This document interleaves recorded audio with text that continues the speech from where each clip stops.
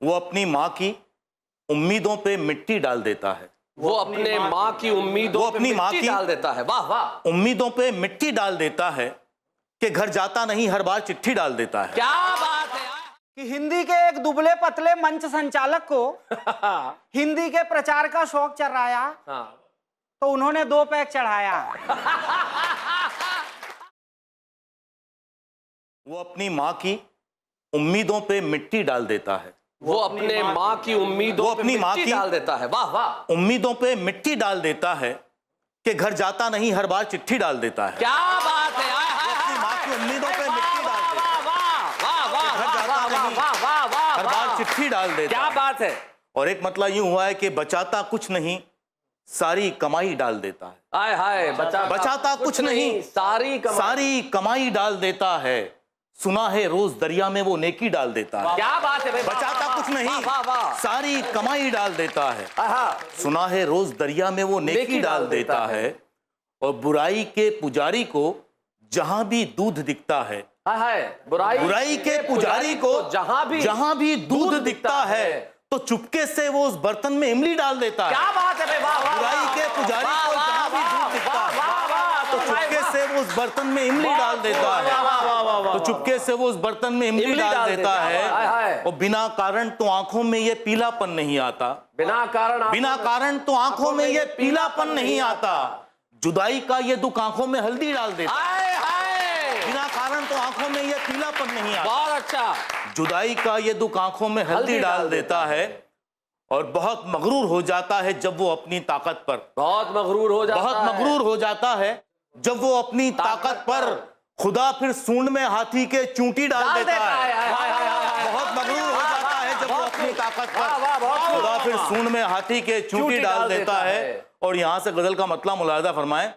सुनाई देंगी उसी को ही सिसकियां मेरी, सुनाई देंगी उसी को सिसकियां मेरी। वाह। सुनाई देंगी उसी को ही सिसकियां मेरी, सुनाई देंगी उसी को ही सिसकियां मेरी।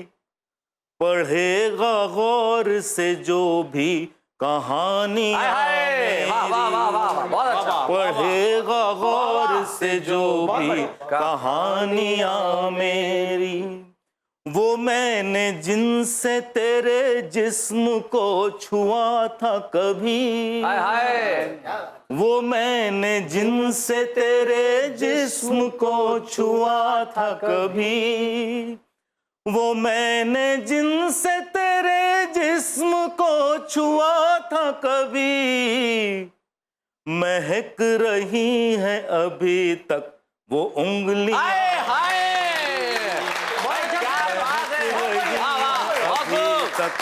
वो उंगलियां मेरी। और एक शेर इस तरह से हो गया, मुलाजा करें। जवान हो के गरीबी को मेरी कोसेंगी, जवान हो के गरीबी को मेरी, जवान हो के गरीबी को मेरी कोसेंगी, जवान हो के गरीबी को मेरी कोसेंगी। अभी तो खुश नजर आती हैं बच्चियां, क्या बात है भाई। बहुत बढ़िया शेर है भाई। वाह बच्चियां, बहुत बढ़िया। और ये शेर मुलाजा करें। इसीलिए तो मैं खुशियों से दूर रहता हूँ, इसीलिए तो मैं खुशियों से दूर रहता हूँ, इसीलिए तो मैं खुशियों से दूर रहता हूँ। बहुत अजीज है उसको उदासियां, भाई वाह वाह भाई, क्या बात है भाई, कमाल कर दिया। बहुत बढ़िया शेर रखिल भाई। वाह वाह वाह वाह, बहुत खूबसूरत, बहुत शुक्रिया, बहुत शुक्रिया। बहुत अजीज है उसको उदासियां। और एक शेर मुलाजा करें। सुना है जब से तुम्हारी नजर में आया हूँ, सुना है जब से तुम्हारी नजर में आया, सुना है जब से तुम्हारी नजर में आया हूँ, सुना है जब से तुम्हारी नजर में आया हूँ, लगा रहे हैं लोग ऊंची बोलियां, हाय हाय हाय हाय, लगा रहे हैं लोग ऊंची बोलियां में। और ये आखिरी शेर है जी।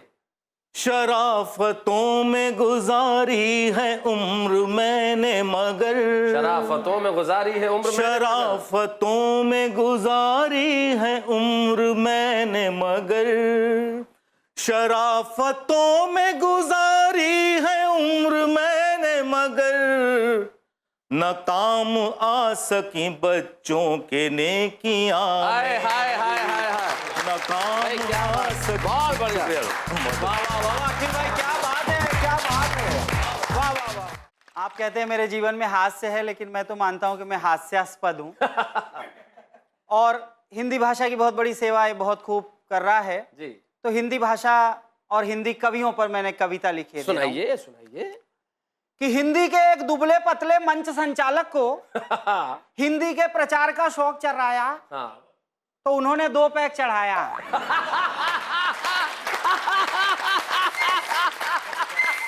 भाई बहुत अच्छे।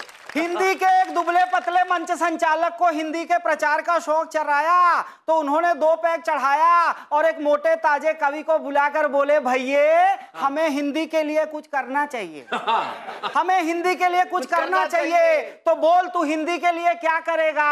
हाँ। तो कवि ने भी 2 पैक चढ़ाया।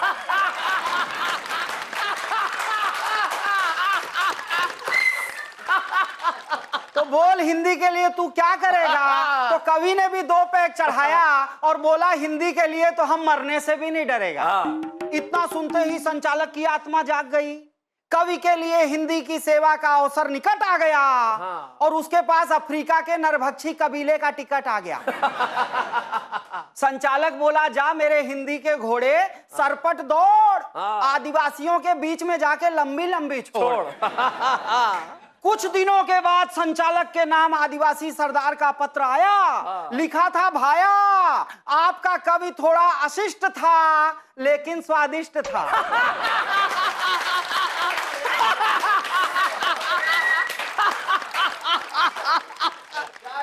बहुत अच्छे।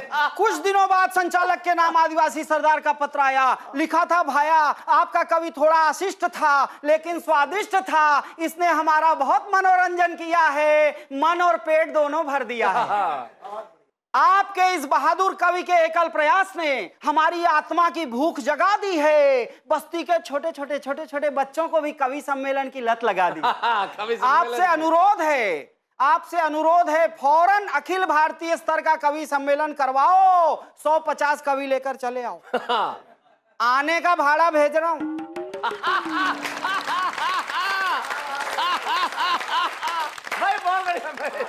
150 कवि लेकर फौरन चले आओ। आने का भाड़ा भेज रहा हूं, जाने का काम ही नहीं पड़ेगा, क्योंकि कवि सम्मेलन के तुरंत बाद हर कवि देसी घी में कढ़ेगा।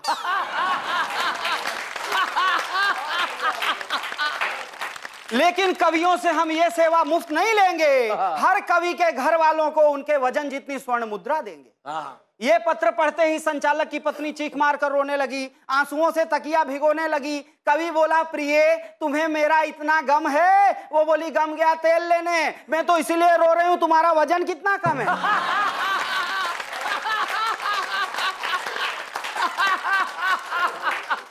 मैं तो इसीलिए रो रही हूं तुम्हारा वजन कितना कम है। अरे तुम्हारी ये 1.5 किलो की बॉडी किस काम आएगी। जीते जी ना हमारा पेट भर सकी, न मरने के बाद उनका भर पाएगी। बात है, वाह वाह वाह।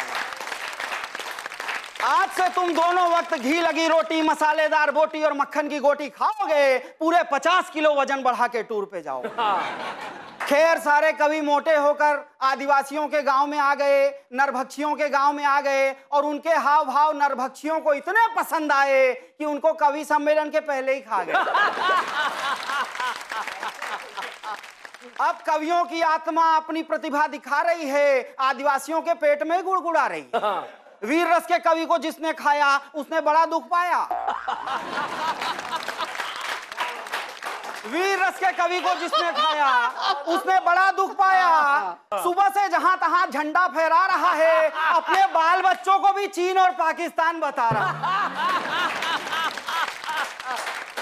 पत्थर मार के एक मरियल कुत्ते की टांग तोड़ चुका है, मरखने सांड से लड़के खुद का माथा फोड़ चुका है, और गीतकार को खाने वाला तो और हैरान है।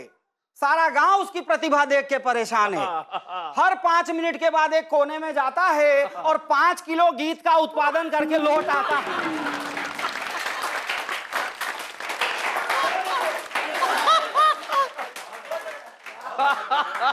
5 किलो गीत का उत्पादन करके लौट आता है, और गजलकार को खाने वाला गजलकार को खाने के बाद से ही टुन्न है। उसके हाथ पांव सुन्न है, हर चीज से प्रेरणा पा रहा है, भैंस की पूंछ को भी गेसू बता रहा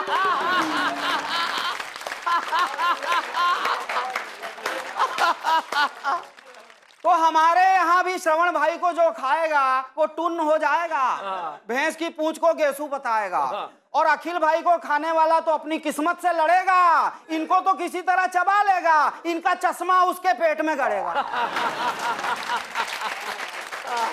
और बाकी बचे हम, तो हम किसी से कम नहीं, और हमको खा के पचा सके ये किसी में दम नहीं।